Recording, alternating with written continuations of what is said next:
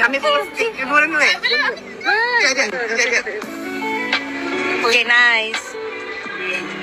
Dah berapa lama korang nak posing? Dekat sekolah. Okay. Dah. Dah. Thank you. Alright, thank you. Thank you so much tau. Okay. Say hi lah dekat. Ya. Tak boleh. Sombong. Tak ada, kita tak sombong tadi. Satu kit. Lain Kalau like benda lain. dia pakai dekat rambut, dekat emoji, dekat puntung ke, dekat topi ke.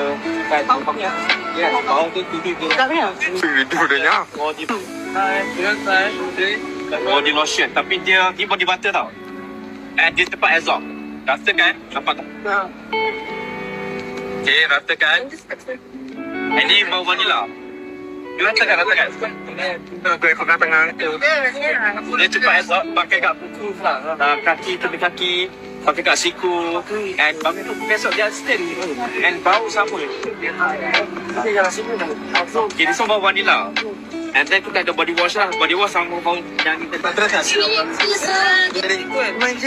Menjeling, ku bertentang. Yes, we come to buy, not to see her.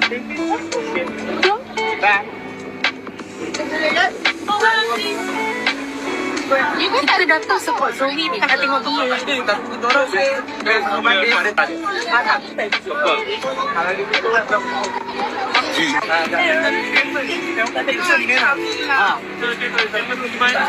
Tanya dah search. Emma beli yang mana?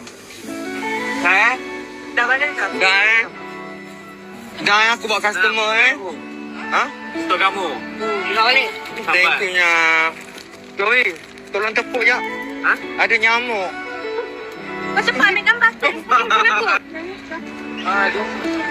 Rapatlah sikit, korang sama-sama padan. Dapat kejap. Pegang sikit lengan Zoe. Okey. Mesra.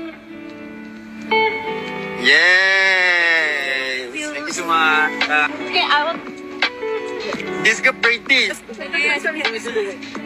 2, 3 sepadan. Lagi satu rapat sikit. 1, 2, kepala dekat sikit.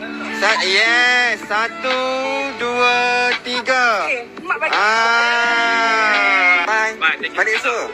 Balik esok. Okay, bye. Bye. Bye. Bye. Dah.